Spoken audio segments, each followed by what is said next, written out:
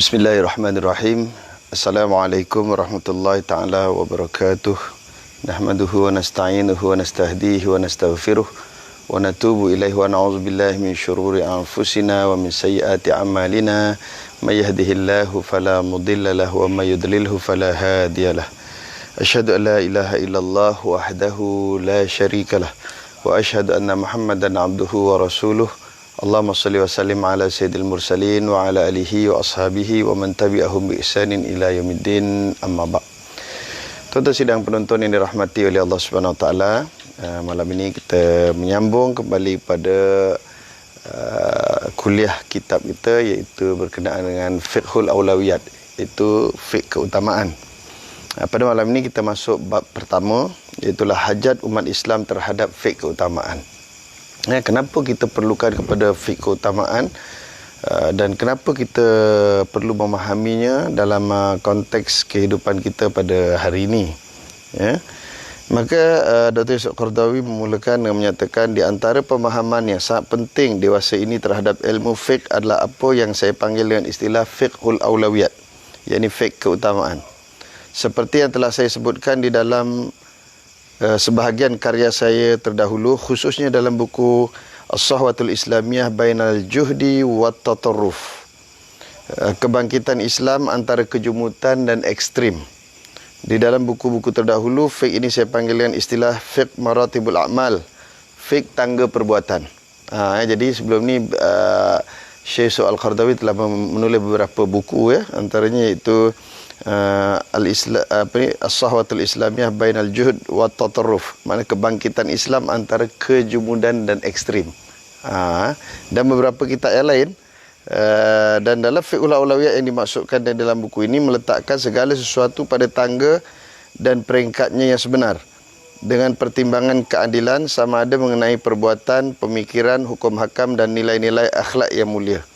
Perkara yang paling penting mesti didahulukan dan diutamakan, kemudian yang penting, kurang penting dan selanjutnya mengikut pandangan syariat Islam yang bersumber daripada wahyu ilahi dan berfungsi sebagai petunjuk kepada akal fikiran insan. Wahyu tersebut adalah merupakan cahaya yang menerangi jalan akal fikiran manusia, sebagaimana yang disebutkan oleh Allah Subhanahu wa taala di dalam surah An-Nur ayat 35, nurun ala nur, yakni cahaya di atas cahaya. Artinya apa? Bahawa fiqh keutamaan ini membahaskan berkaitan dengan kedudukan, peringkat-peringkat berkaitan dengan amal perbuatan. Satu amal perbuatan itu ada tingkat-tingkatnya. Bukan semua amal perbuatan itu sama saja, Begitu juga pemikiran. Dalam pemikiran kita, pemikiran itu juga tidak semuanya sama. Ada berbeza-beza. Hukum hakam dan nilai-nilai akhlak yang mulia. Jadi dalam fiqhul aulawiyat kita nak meletakkan suatu itu pada tingkatan ataupun tangganya yang sesuai. Ada yang kita letakkan paling penting, itu nombor satu, tuan-tuan sekalian. Paling penting mesti diutamakan penting. Yang penting mesti diutamakan daripada yang kurang penting. Yang kurang penting diutamakan daripada yang tidak penting. Jadi dia ada tingkatan-tingkatan dia. Daripada yang paling penting, yang sangat penting, penting, kurang penting, tidak penting. Jadi tingkatan-tingkatan itu akan menentukan amal perbuatan kita tadi. Dan dengan demikian maka perkara yang kurang penting tidak boleh didahulukan ke atas perkara yang penting, dan perkara yang penting tidak boleh diutamakan ke atas perkara yang sangat penting. Dan begitulah selanjutnya. Perkara yang paling utama dan sangat penting mesti diletakkan di urutan tangga yang teratas dan harus didahulukan daripada perkara yang berada di urutan selanjutnya. Jadi macam tu. Yang penting tidak boleh. Jadi yang sangat penting nombor satu. Kemudian barulah yang penting. Yang kurang penting tidak boleh didahulukan daripada yang penting. Yang penting bawah. Dia mesti didahulukan yang penting baru kurang penting. Begitulah keadaannya. Sangat penting, penting, kurang penting, tidak penting. Jadi tingkatannya yang sedemikian. Perkara yang semestinya diutamakan wajib didahulukan, dan perkara yang mesti diakhirkan wajib diletakkan di tempat yang terakhir. Perkara yang kecil tidak boleh dibesar-besarkan, dan perkara yang penting tidak boleh dipandang remeh. Jadi perkara yang kecil tidak boleh dibesar-besarkan. Benda-benda isu-isu kecil, benda remeh, titik bengik, jangan nak dibesar-besarkan. Dan perkara yang besar jangan remehkan. Dengan lain perkataan, segala sesuatunya mesti diletakkan pada kedudukan dan tempatnya secara adil dan sesuai mengikut pandangan syariat Islam, tanpa adanya mana-mana bahagian yang dirugikan ataupun diabaikan, seperti yang dijelaskan di dalam Al-Quran dalam surah Ar-Rahman ayat 7 hingga 9. A'udzubillahi minasyaitonirrajim. Was-samaa'a rafa'aha wa wada'al mizan alla tatghaw fil mizan wa aqimul wazna bil qisti wa la tukhsirul mizan. Dan Allah telah meninggikan langit dan Dia meletakkan neraca keadilan supaya kamu jangan melampaui batas tentang neraca itu. Jadi disebutkan bahawa adanya batas-batas neraca antara satu perkara dengan satu perkara yang lain. Baik, dasar pemikiran yang menjadi kajian ini adalah ni apa benda yang nak dikaji di dalam kitab Fiqhul Awlawiyat ini, iaitulah nilai-nilai akhlak yang mulia. Satu, kita akan membahaskan soal nilai-nilai akhlak. Nilai akhlak yang macam mana yang mesti kita utamakan. Kemudian hukum hakam. Hukum hakam. Nanti kita ada hukum macam-macam kan, ada hukum hudud, hukum apa, semua tu akan diperbahaskan. Perbuatan, perbuatan manusia.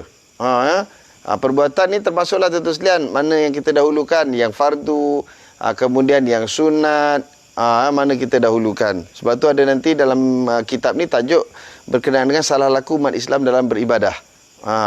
Kita beribadah juga, tapi ibadahnya tak betul, tak ikut turutannya. Ada orang berulang alik pergi ke umrah, menunaikan haji, berulang alik, tetapi dalam masa yang sama banyak perkara-perkara yang lebih utama dan wajib diabaikan. Ada orang yang berzikir banyak, tentu sekalian, baca Quran banyak. Ada tetamu datang pun dia duduk sibuk berzikir, dia tak layan tetamu. Ataupun dia banyak berzikir, beramal sunnah, tapi hubungannya dengan ibu bapanya juga tidak diambil berat. Sedangkan menjaga orang tua itu hukumnya adalah lebih wajib daripada kita berzikir, bertahlil, begitu ya. Baik, kemudian kewajipan-kewajipan agama, semuanya itu adalah berperingkat-peringkat dan berbeza urutan tangganya. Bukan semuanya berada dalam satu peringkat. Semua benda yang dikaji ini tentang pemikiran, tentang amal ibadah, tentang akhlak, semuanya itu berbeza-beza peringkat. Di antara perkara-perkara tersebut ada yang besar, penting dan utama. Ada pula yang kecil, ringan, kurang penting, kurang utama. Ada yang merupakan perkara asasi ataupun asli, ataupun kita panggil pokok. Dipanggil al-asli, iaitu pokok, asas pada satu-satu perkara. Di samping ada pula yang menjadi perkara yang cabang ataupun dipanggil furuk, benda-benda cabang itu sekalian. Ada yang termasuk ke dalam perkara pokok, yakni rukun. Bila kita sembahyang sebagai contoh, ada rukun. Rukunnya apa? Rukunnya itu ialah ada 13. Kalau salah satu tinggal, sembahyangnya tidak sah. Ada pun di sana banyak cabang-cabangnya pula. Cabangnya berkaitan dengan sunnah-sunnahnya. Ada sunnah hay'ah, ada sunnah abad. Kalau ditinggalkan bagaimana? Adakah dia membatalkan sembahyang ataupun tidak? Macam tu juga bila kita pergi haji. Pergi haji, dia ada pula rukun haji, ada fardu haji. Apa beza-bezanya tu? Ada yang menjadi rukun. Rukun itu pokok. Kalau kita tak buat, tak sah ibadah kita. Macam tu. Selain ada pula yang termasuk dalam perkara pelengkap. Tahsiniat dipanggil, iaitu pelengkap saja. Kalau dia tak ada pun, amal ibadah kita sah. Kalau benda tu tak ada pun, perbuatan kita sempurna. Cuma nak bagi lagi cantik. Ada yang menjadi perkara primary. Selain ada pula yang dianggap sebagai secondary, dan begitulah selanjutnya. Gejala seperti ini sangat jelas dapat kita fahami daripada Al-Quranul Karim. Salah satu di antaranya adalah firman Allah Ta'ala, surah At-Taubah, tuan-tuan boleh rujuk. Surah At-Taubah ayat 19 dan 20. Ayat 19-20 Allah Ta'ala berfirman, A'udzubillahi minasyaitonirrajim. Aja'altum siqayatal haji wa imaratal masjidil harami kaman amana billahi wal yaumil akhir wa jahada fi sabilillah la yastawuna 'indallah wallahu la yahdil qaumaz zalimin. Alladzina amanu wa hajaru wa jahadu fi sabilillahi bi amwalihim wa anfusihim a'zamu darajatan 'indallah wa ulaika humul faizun. Ni tentu sekalian dua ayat daripada surah At-Taubah, iaitu ayat 19 dan 20, menjelaskan kepada kita tentang peringkat amal ibadah itu tadi. Apa katanya? Apakah orang-orang yang memberi minuman kepada orang-orang yang mengerjakan ibadah haji dan mengurus Masjidil Haram Kamu samakan dengan orang-orang yang beriman kepada Allah dan hari kemudian serta berjihad di jalan Allah, mereka tidak sama di sisi Allah dan Allah tidak memberikan petunjuk kepada kaum yang zalim. Orang-orang yang beriman dan berhijrah serta berjihad di jalan Allah dengan harta benda dan diri mereka adalah lebih tinggi darjatnya di sisi Allah Subhanahu wa taala, dan itulah orang-orang yang beroleh kemenangan. Tuan-tuan sekalian. Baik. Macam mana perbahasan hadis ni tuan-tuan sekalian? Ayat ni ya. Jadi ayat 19 20 ni diturunkan oleh Allah Subhanahu wa taala memperjelaskan tentang bagaimana orang-orang musyrikin Mekah tuan-tuan sekalian, mereka berbangga dengan tinggalnya mereka di tanah suci itu. Sebab tanah suci Mekah ini tuan-tuan sekalian memang dianggap suci oleh semua manusia daripada zaman Nabi Allah Ibrahim AS lagi tuan-tuan sekalian. Sebab itulah tempat ibadah haji. Jadi setiap tahun lepas daripada zaman Nabi Ibrahim pun mereka melakukan ibadah haji sampailah kita pada hari ini. Bukan bila Nabi Ibrahim dah tak ada, Nabi-Nabi dah tak ada, mereka tidak menunaikan haji. Mereka tetap menunaikan ibadah haji. Tetapi ada ibadah haji yang diselewengkan oleh mereka. Tak apa, itu satu part lain lah. Yang ini kita nak cerita bagaimana mereka tadi merasakan terlampau bangga tinggal di tanah suci itu, dan mereka menjaga Kaabah, menjaga Baitullahil Haram, memberi makan jemaah haji, sehingga mereka menganggap itulah amal yang terbaik bagi mereka, dan mereka tidak mahu beriman pada Allah Subhanahu wa taala. Mereka tetap mahu syirik. Lalu Allah Taala menurunkan ayat ini untuk memberi pilihan kepada manusia tadi, mana sebenarnya yang kamu anggap lebih utama? Sebenarnya yang utama itu ialah yang pertama sekali beriman kepada Allah Subhanahu wa taala dan beriman dengan rukun iman. Barulah tuan-tuan sekalian amal yang lain diterima dan diberi pahala oleh Allah Subhanahu wa taala. Kalau tidak beriman, walaupun mereka menjaga Baitullahil Haram dengan cara baik, mereka mengurus jemaah haji, memberi makan minum kepada mereka, mengelola mereka dengan baik, mereka tetap tidak mendapat pahalanya di sisi Allah. Jadi yang paling utama pertama sekali iaitulah beriman kepada Allah Subhanahu wa taala. Ini disebut beriman pada Allah Taala dan hari kemudian. Baik, itu satu cerita. Satu cerita lagi tuan-tuan sekalian yang disebutkan di dalam tafsir, iaitulah Al-Aufi berkata daripada Ibnu Abbas radhiyallahu anhu berkaitan dengan penafsiran ayat ini, iaitulah tentang orang-orang musyrikin. Yang keduanya tuan-tuan sekalian daripada Nu'man bin Bashir, tadi yang orang musyrikin tadi tentang yang mereka berbangga tentang kedudukan mereka memberi makan jemaah haji ya. Memberi minum jemaah haji. Riwayat yang kedua berkaitan dengan isu ini juga, iaitulah daripada Nu'man bin Bashir. Ia berkata suatu ketika berada di mimbar Rasulullah SAW bersama sejumlah para sahabat. Jadi Nu'man bin Bashir bersama beberapa sahabat berada di mimbar Rasulullah SAW. Lalu seorang daripada mereka berkata, aku tidak peduli untuk tidak mengerjakan suatu amal perbuatan kerana Allah telah masukkan aku dalam Islam. Aku hanya akan memberi minum orang-orang yang melakukan haji. Ini satu orang. Ada kata, saya dah masuk Islam ni, amal lain saya tak kisah dah. Yang penting dia kata, aku nak urus jemaah haji. Jadi mengurus jemaah haji itu dapat pahala yang besar. Kemudian yang seorang lagi pula berkata, bukan hal itu. Bukan hal itu, mana bukan tu. Aku pula kata dia nak memakmurkan Masjidil Haram, nak jaga Masjidil Haram saja. Nak bersihkan Masjidil Haram, jaga keselamatannya. Tu ya. Seorang lain pula berkata bahawa dia akan menguruskan jemaah-jemaah haji tadilah. Maka tuan-tuan sekalian ketika itu Umar bin Al-Khattab radhiyallahu anhu pun datang. Lalu dia membentak mereka. Kata dia apa? Udah. Jangan kalian meninggikan suara kalian di mimbar Nabi SAW. Dia marah tu Sayyidina Umar. Ni apa bising-bising ni? Jangan tinggikan suara di mimbar Rasulullah. Dan hari ini adalah hari Jumaat. Jika kamu telah melakukan solat Jumaat, temuilah baginda dan tanya tentang apa yang kalian perselisihkan. Lalu anjuran itu dilakukan, kemudian Allah Ta'ala menurunkan ayat ini. Jadi oleh kerana mereka tadi berselisih kan, seorang kata, saya nak buat ni, yang lain-lain tak mau. Yang ni saya nak buat ni, yang lain tak mau pergi berjihad, tak mau apa semua. Maka Umar marah dia. Apa bising-bising? Nanti kejap lagi Rasulullah datang ni, sembahyang Jumaat. Lepas sembahyang Jumaat, pergi tanya dengan Rasulullah. Lalu mereka pun bertanya dengan Rasulullah, maka turunlah ayat ni tadi. Tuan-tuan sekalian, ayat ni tadi nak memperjelaskan kepada kita tentang peringkat keutamaan. Jadi keutamaan yang pertama iaitu beriman dengan Allah Ta'ala dan Rasulnya dahulu. Beriman dengan Allah Ta'ala, beriman dengan Rasul, beriman dengan rukun iman semuanya. Barulah dia menjadi orang yang beriman. Yang daripada situlah bermulanya amal-amal yang lain itu akan diberikan akan diberikan pahala, diberikan ganjaran oleh Allah Subhanahu Wa Taala. Maka sekiranya mereka tidak beriman dengan Allah Ta'ala dan rukun iman yang 6 itu, walaupun kebajikan mereka banyak, mereka masih lagi berada di tingkatan yang bawah. Itu pertama ya. Kemudian tentu saja Rasulullah sallallahu alaihi wasallam bersabda, "Al-imanu bid'un wa sab'una syu'batan. A'laha la ilaha illallah wa adnaha imatatul adza 'anit thariq." Iman itu ada 70 dan beberapa cabang. Darjat yang paling tertinggi adalah kalimah la ilaha illallah, dan darjat yang paling rendah adalah menghapuskan perkara yang menyakitkan dari jalan orang awam. Jadi iman itu dia ada banyak tingkatan dia. Yang pertama sekali iaitu kalimah la ilaha illallah. Sebab apa? Sebab dengan kita mengucap la ilaha illallah, barulah kita diterima sebagai orang yang beriman.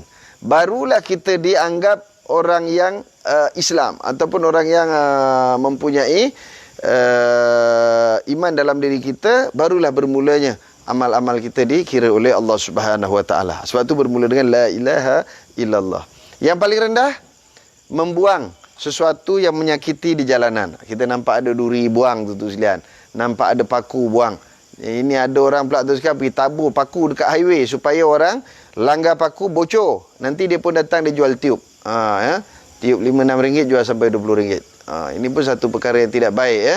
Dalam Islam kalau kita nampak benda-benda yang menyusahkan orang, kita buang. Kita tetap dapat pahala. Dan tuan-tuan sekalian, hadis ini banyak di dalam kitab-kitab hadis. Antaranya ada disebut bid'un wasitun, 60 lebih cabang. Ada disebut bid'un wasab'un, 60 lebih cabang ya. Dan ini banyak hadis-hadis yang diriwayatkan oleh para sahabat Rasulullah sallallahu alaihi wasallam dan tercatat dalam buku-buku hadis. Para sahabat Rasulullah SAW adalah orang-orang yang sangat mengambil berat untuk mengetahui perkara-perkara dan perbuatan-perbuatan yang sangat diutamakan, supaya mereka menjadikannya sebagai wasilah. Wasilah ataupun jalan ya, untuk melakukan taqarrub. Taqarrub apa? Mendekatkan diri kepada Allah Subhanahu Wa Taala. Jadi semua para sahabat dia begitu. Sebab tu bila datang jumpa Nabi, dia akan bertanya, "Ya Rasulullah, apakah amalan yang terbaik di sisi Allah?" Tanya, "Ya Rasulullah, apakah amalan yang paling afdal di sisi Allah?" Banyak orang bertanya ni. Kenapa tuan-tuan sekalian? Kerana mereka nak cari satu jalan untuk mereka mendekatkan diri pada Allah. Kalau dia tahu satu amalan itu disukai oleh Allah, maka dia akan buat supaya Allah Ta'ala menyukai orang yang melakukannya. Macam kita kan. Kalau kita suka satu benda, anak kita buat, kita suka baca Quran. Dan kita suka orang yang baca Quran. Anak kita baca Quran, kita akan jadi suka dengan dia. Sebab dia baca Quran. Macam tu. Jadi para sahabat dia gitu. Dia nak cari satu apa amal yang disukai oleh Allah Ta'ala, supaya bila dia buat tadi, Allah Ta'ala cintakan dia. Allah Ta'ala sayang dengan dia. Dan dia pun taqarrub. Taqarrub makin hampir dirinya dengan Allah Subhanahu Wa Ta'ala. Oleh kerana itu, mereka kerap kali bertanya kepada baginda sallallahu alaihi wasallam mengenai perbuatan yang paling diutamakan dan disukai oleh Allah Ta'ala. Seperti soalan yang telah diajukan oleh Abdullah ibn Mas'ud radhiyallahu anhu, Abu Zar Al-Ghifari radhiyallahu anhu dan selainnya kepada Nabi Muhammad sallallahu alaihi wasallam. Dan jawapan yang diberikan sendiri oleh baginda sallallahu alaihi wasallam ke atas pertanyaan-pertanyaan mereka. Sebab itulah kita dapati banyak hadis yang berbunyi di antaranya Nabi sallallahu alaihi wasallam sebut perbuatan yang paling utama adalah ini, dan pekerjaan yang paling disukai oleh Allah Ta'ala adalah itu. Dan setiap orang yang bertanya itu, kadang-kadang kita tengok jawapan dia beza-beza. Ada orang tanya, "Ya Rasulullah, apakah amalan yang terbaik di sisi Allah Ta'ala?" Nabi kata, "As-salatu ala waqtiha." Ya, sembahyang pada awal waktu. Ada orang tanya, "Ya Rasulullah, apakah amal yang terbaik di sisi Allah?" Nabi kata, "Birrul walidain," berbuat baik kepada kedua orang tua kamu. Jadi kenapa soalan-soalan itu sama tetapi jawapannya berbeza? Kerana Nabi menjawab kadang-kadang melihat konteks orang yang bertanya. Boleh jadi Nabi tahu orang yang bertanya itu orang yang sering melewat-lewatkan solat. Jadi bila dia bertanya apakah amalan yang terbaik, Nabi kata iaitu solat di awal waktu. Ada orang tanya apakah amalan yang terbaik, Nabi kata iaitulah berbuat baik kepada orang tua kamu. Kenapa? Boleh jadi orang yang bertanya itu agak cuai dalam mengurus orang tuanya. Jadi sebab itu soalan sama tetapi jawapan mereka berbeza-beza.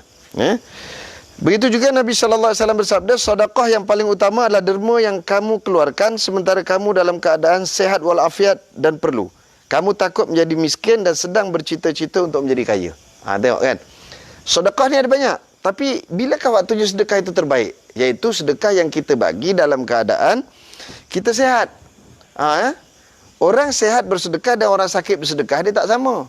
Pahala orang yang sehat bersedekah itu lebih tinggi nilainya berbanding orang sakit. Sebab apa? Sebab orang sakit kadang-kadang dia dah tak rasa tak perlu dah harta tu tadi dah. Nak buat apa dia pun dah stroke dah, nak pergi berjalan pun tak boleh, nak pergi haji tak boleh, nak pergi umrah tak boleh. Aku sedekah je lah tadi kan. Berbanding kalau dia sehat, duit tadi banyak dia punya keperluannya. Satu. Yang keduanya pada sekalian, iaitu dalam keadaan kamu sangat perlu. Kita pun perlu harta tu sekalian, tapi kita tengok ada orang lebih perlu. Kita hulurkan pada mereka. Yang tu pahalanya lebih banyak lagi. Apa lagi? Iaitu ketika mana kamu takut miskin dan kamu memang bercita-cita untuk jadi orang kaya. Kita kumpul, kita bimbang jadi orang miskin, kita pula nak jadi orang kaya, tiba-tiba ada orang minta. Kita bagi sedekah ketika itu. Maka ketika itulah sedekah yang banyak pahalanya di sisi Allah Subhanahu Wa Taala. Dalam hadis yang lain Nabi menyebutkan jihad yang paling tinggi nilainya di sisi Allah Subhanahu Wa Taala iaitu mengucapkan kalimah hak, yakni kebenaran, menyatakan kebenaran di hadapan pemerintah yang zalim. Afdalul jihad kalimatul haq inda sultanin jair. Itu maknanya apa? Banyak amal-amal baik, amal-amal yang tinggi di hadapan Allah Subhanahu Wa Taala nilainya, tetapi antara yang terbaik iaitu kita sanggup bercakap benar di hadapan pemimpin yang zalim. Pemimpin yang ialah zalim lah ya. Baik, sebagai contoh akan saya bawakan sebuah hadis Rasulullah sallallahu alaihi wasallam, iaitu sahabat Rasulullah bernama Amr ibn Absah radhiyallahu anhu berkata, ada seorang bertanya kepada baginda Nabi Muhammad sallallahu alaihi wasallam. Jadi satu hari duduk ramai-ramai, satu orang telah bertanya dengan baginda Rasulullah.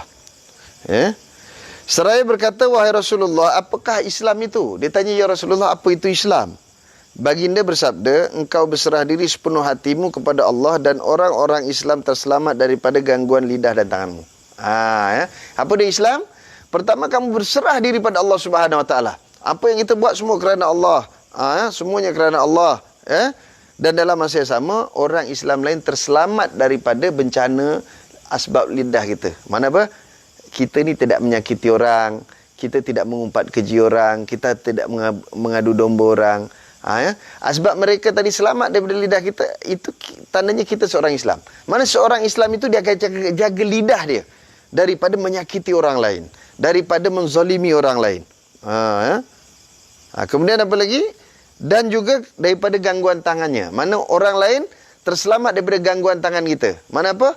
Tangan kita tidak melakukan kerosakan pada orang lain.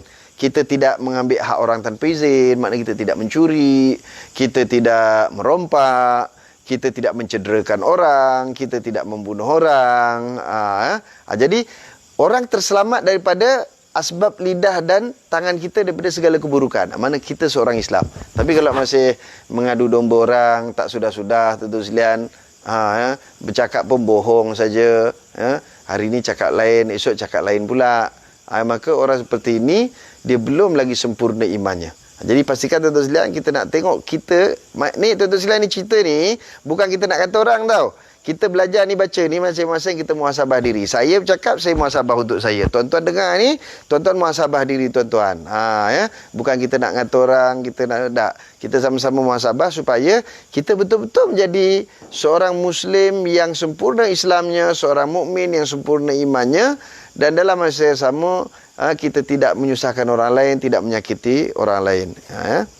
Kemudian, orang lelaki ini tadi bertanya lagi dengan baginda Rasulullah, amalan apakah yang paling utama dalam Islam? Jadi dalam Islam ni banyak amalan. Apakah amal yang paling utama? Maka jawab baginda, iman. Iman tu paling utama, tuan-tuan sekalian. Sebab tanpa iman, amal yang lain tu tidak diterima oleh Allah Subhanahu Wa Taala. Jadi iman tu nombor satu.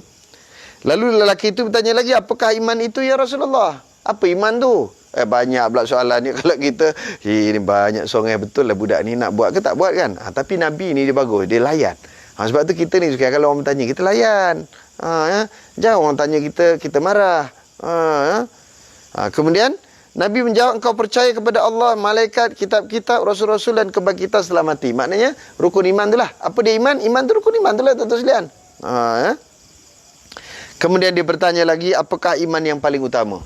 Jadi banyak-banyak iman. Ni apa iman yang paling utama ya Rasulullah? Jawab baginda, hijrah, iaitu berpindah.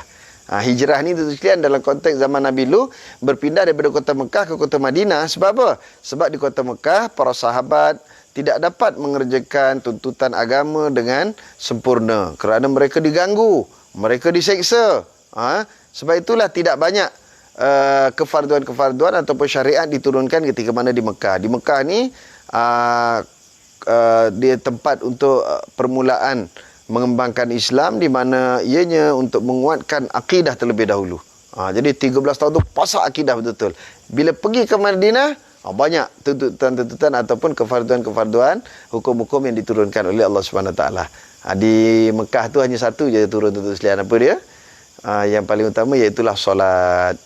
Puasa, zakat pun 2 tahun lepas hijrah baru diturunkan oleh Allah Taala. Dalam konteks kita hari ni, hijrah dah tak ada dah. Daripada negara kafir ke negara Islam tu dah tak ada pada hari ni kan. Kecuali ada beberapa tempat macam misalnya orang Rohingya, dia duduk di sana dizalimi, dia tak boleh buat apa, dia nak kena pindah. Itu satu masalah lain ya. Cuma secara umumnya hijrah kita hari ni lebih kepada hijrah yang lain. Sebab itu dalam hadis Nabi sebutkan, la hijrata ba'dal fathi walakin jihadun wa niyatun fa iza tunfirtum fanfiru. Tidak ada lagi hijrah selepas berlakunya pembukaan kota Mekah. Sebab bila Fathu Mekah dan Madinah ditadbir oleh Rasulullah menjadi sebuah negara. Jadi tak perlu hijrah lagi lah orang-orang Mekah ke Madinah. Tetapi walakin jihadun wa niyatun. Tetapi yang ada hanyalah apa? Jihad dan niat yang baik. Yang ada jihad, yang keduanya niat. Jadi jihad itu juga menyamai pahala hijrah. Niat yang baik untuk kita buat benda baik, berubah daripada satu perbuatan yang tidak baik kepada yang baik, daripada baik kepada lebih baik lagi. Itu termasuk juga dalam hijrah. Niat yang baik kita laksanakan. Kemudian sahabat ni bertanya lagi, dia kata, ya Rasulullah, apakah hijrah itu? Apa hijrah itu? Jawab baginda, engkau meninggalkan perbuatan yang buruk. Mana ada perbuatan-perbuatan buruk, kita tinggalkan. Itu hijrah tu makna apa? Berubah daripada satu tempat ke satu tempat, berubah daripada satu keadaan kepada satu keadaan. Apa lagi? Iaitulah berubah daripada yang tak baik kepada yang baik kepada lebih baik. Itu nama hijrah. Kemudian lelaki ni bertanya lagi, apakah hijrah yang paling afdal ya Rasulullah? Apa hijrah yang paling afdal? Jawab baginda, berjihad. Itu hijrah paling afdal, iaitu berjihad di jalan Allah Subhanahu Wa Taala. Kemudian dia berkata lagi, apakah jihad itu ya Rasulullah? Apa jihad tu? Jawab Rasulullah, engkau perangi orang-orang kafir yang memerangi kamu apabila kamu menjumpai mereka. Kamu perangi orang kafir apabila mereka memerangi kamu, kalau kamu berjumpa mereka. Jadi tu sebab tu ini yang namanya kafir harbi tu. Tapi kalau kita jumpa orang kafir di tempat kita, dia tak memerangi kita, takkan kita nak perangi dia? Kita nak musuhi mereka. Kita tuduh macam-macam. Kita tak suka tu komunis, Cina komunis. Bila cerita DAP komunis. Tapi tadi saya ada tunjuk satu ceramah tentu sekalian daripada pakar sejarah dalam negara kita yang banyak komunis dalam MCA tentu sekalian. Bukan dalam DAP, dalam MCA. Tu kawan-kawan kita dalam parti suci tentu sekalian, parti agama tu, dulu dia hentamnya kata DAP ni komunis apa semua. Tapi sekarang dia berkawan pula dengan MCA tu yang jelas-jelas komunis. Saki baki komunis. Dulu pemimpin jeneral-jeneral komunis masuk dalam MCA. Nanti saya akan letakkan dekat wall FB saya tentu sekalian, ceramah daripada seorang pakar sejarah yang menunjukkan kepada kita ya tentang siapakah dia kemanakah komunis pergi setelah mana dibubarkan dulu. Adanya MCJA MCJA misalnya, itu adalah sayap bersenjata PKM masa tu sekalian, Parti Komunis ya. Tok Ketua Zulizam ya. Malam ni kita cerita tentang hajat keperluan umat Islam kepada fiqhul aulawiyat ya. Baik, kemudian tentu sekalian ditanya lagi, katanya lagi, apakah jihad yang paling baik? Tentu sekalian mercun. Meriah orang kampung tu sekalian. Tak habis-habis lagi ya. Memang tak habis-habis lagi, nak macam mana? Kau tengok lagi dekat dalam apa tu. Masih lagi tuan-tuan sekalian. Ya Allah. Takut sangat dengan DAP tu. Bermusuh sangat dengan DAP. Ya. Cik Zainal ya. Kau tengok dekat dalam Facebook tu. Banyak lagi cerita tu. Tapi udahlah sikit lah. Kita tu cerita sikit je selingan. Tu cerita mercun lah. Banyak pula mercun lah. Dah berhenti dah. Orang kampung ni kata-kata tak ada duit. Zaman-zaman sekarang tak ada duit ni pun boleh tahan juga main mercun tu sekalian.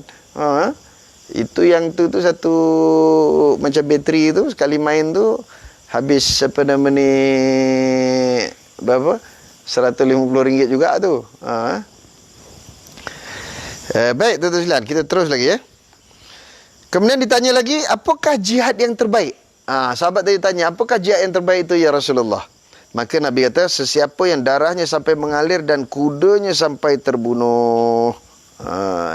Mana apa? Bila dia berjihad sehingga akhirnya tuan-tuan sekalian, dia terbunuh dan kudanya pun terbunuh. Itu adalah apa nama ni? Orang yang jihadnya tinggi di sisi Allah Ta'ala. Sebab tu orang yang mati syahid ini, dia masuk syurga tanpa hisap tuan-tuan sekalian. Dan tuan-tuan sekalian, ada lagi hadis-hadis lain yang disebutkan oleh Rasulullah. Antara amalan yang paling disukai oleh Allah adalah amalan yang dilakukan secara dawam, yakni terus-menerus meskipun ia sedikit. Mana tingkatan tadi. Ada amal banyak tapi kita buat sekali, lepas tu tinggal tak buat lagi. Orang berbuat baca Quran di bulan Ramadan tuan-tuan sekalian, kejar tuan-tuan sekalian nak apa nama ni, nak habis 30 juzuk. Ada yang 30 hari 30 juzuk, ada yang 20 hari 30 juzuk, ada yang 1 hari 30 juzuk tuan-tuan sekalian. Semain tarawih baru ni tuan-tuan sekalian di Indonesia. Indonesia ni macam-macam tuan-tuan sekalian. Sebab apa? Sebab dia rakyat dia ramai. Di 300 juta, kita baru 30 juta. Dulu ada sembahyang semain tarawih paling laju di Indonesia tuan-tuan sekalian. Kira paling laju di dunia lah tuan-tuan sekalian. 23 rakaat. Berapa lama? 7 minit. Yang ini tuan-tuan sekalian, satu malam 20 rakaat, berapa jam? 8 jam tuan-tuan sekalian. Ya. Satu malam 30 juzuk tuan-tuan sekalian. Masya Allah, hebat. Itu saya puji tu sikit, bagus. Saya bukan nak itu bagus, tu contoh. Cuma yang saya nak cerita ni, kadang-kadang kita ni baca banyak, tapi malam Syawal tutup Quran. Tahun depan pula baru buka lagi tuan-tuan sekalian, kan? Qiyamul Lail macam tu juga, bulan Ramadan Qiyamul Lail. Malam Syawal tutup. Tahun depan baru Qiyamul Lail lagi. Ada orang macam tu. Tapi Nabi kata apa? Amalan yang terbaik itu ialah amalan yang berterusan walaupun sikit. Tak banyak tu sekalian. Satu malam dia dapat 2 rakaat. Tapi penuh khusyuk, tawaduk. Tapi tiap-tiap malam. Itu lebih baik daripada buat banyak-banyak tapi cuma sekali je. Macam tu juga sedekah. Sedekah dia tak banyak tuan-tuan sekalian. Satu hari dia sedekah RM1. Tapi tiap-tiap hari.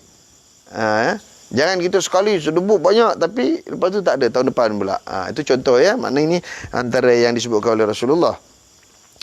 Kemudian selain itu juga, agama yang paling baik adalah yang memberikan kemudahan, dan hadis-hadis lain yang serupa maknanya. Agama yang paling baik ialah memberi kemudahan. Makna kalau ada benda tuan-tuan sekalian yang kita hadapi ni, ada kita boleh bagi kemudahan. Bagi kemudahan, jangan susah-susah. Jangan cerita yang memayah-mayahkan sehingga akhirnya orang tak beramal tuan-tuan sekalian. Akhirnya orang susah lah. Bagi tu selagi mana dia tidak menyalahi hukum fiqah, hukum syarak, selagi mana dia tidak menjejaskan apa nama ni, kita punya akidah, ada perselisihan yang boleh kita ambil untuk memudahkan, silakan tu sekalian ambil. Kita permudahkan. Yang penting orang suka untuk beramal tu sekalian. Nak buat Qiyamul Lail, ayo silakan tu sekalian. Ada pula anak-anak kecil, ada orang tua. Nak sembahyang apa?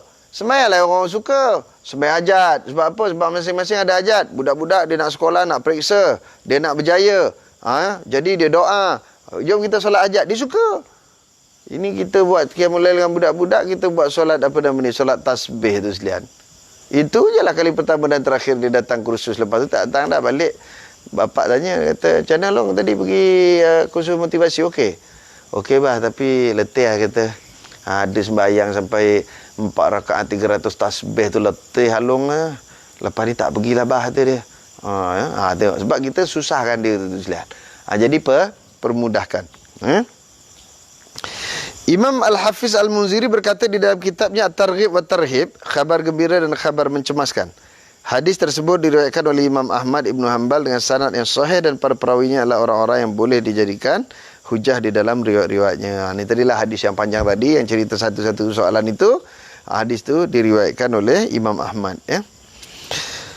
Kemudian tentu sekalian, sesiapa yang mengkaji ayat-ayat yang terkandung di dalam Al-Quranul Karim dan hadis-hadis Rasulullah SAW mengenai perkara ini, sama ada ianya merupakan jawapan kepada pertanyaan ataupun penjelasan mengenai hakikat sesuatu perkara, nescaya mendapati bahawa ayat-ayat tersebut telah dengan jelas meletakkan asas-asas dan ukuran tertentu mengenai perkara-perkara yang mesti diutamakan dan didahulukan daripada yang lainnya. Sama ada perkara itu terdiri daripada perbuatan, percakapan, nilai-nilai ataupun semua kewajipan yang telah ditetapkan ke atas setiap Muslim. Mana apa tu sekalian? Nanti kita akan kaji pula selepas ni. Pertama, ayat Quran. Di mana ayat Quran ini diturunkan, satu, ia bersifat menjawab. Sebab tu kalau tuan-tuan baca dalam Quran ada ayat-ayat dimulakan dengan yas'alunaka anil ahillah, orang tanya tentang bulan, anak bulan sabit. Yas'alunaka anil mahid, orang tanya tentang darah haid. Yas'alunaka anil khamri wal maisir, orang tanya tentang arak dan judi. Jadi ayat turun tadi untuk apa? Untuk menjawab. Satu, ada juga ayat tak ada soalan, tapi Tuhan turunkan untuk penjelasan.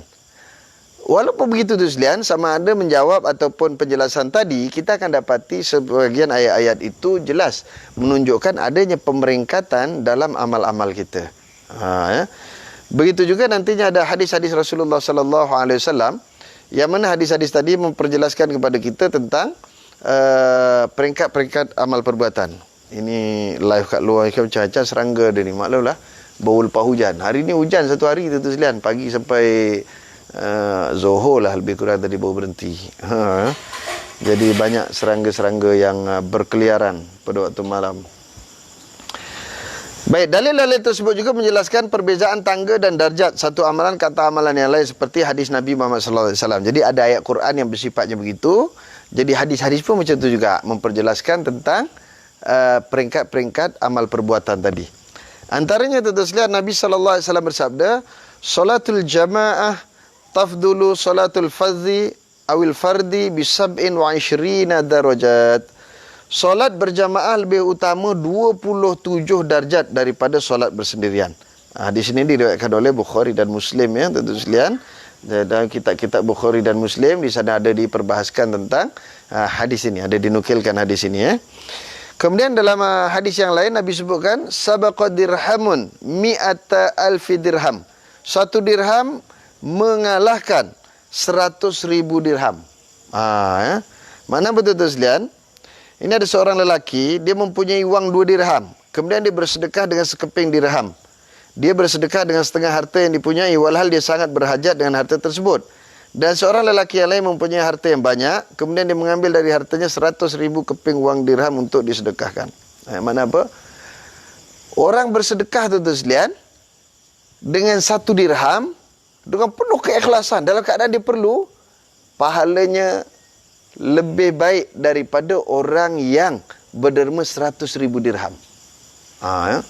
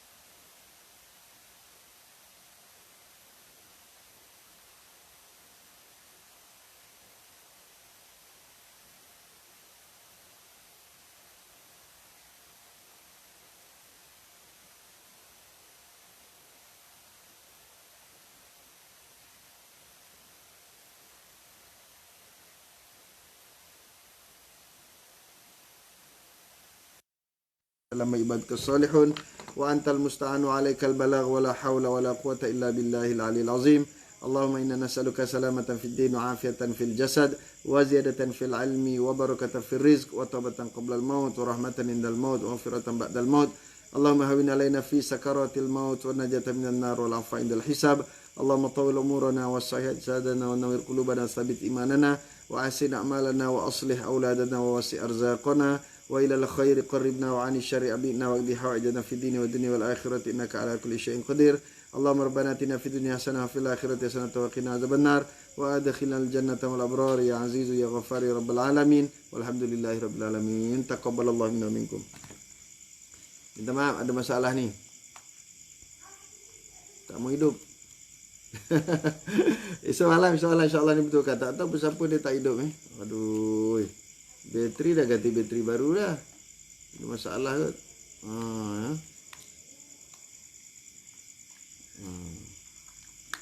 Okay, bye-bye. Jumpa semalam. Assalamualaikum.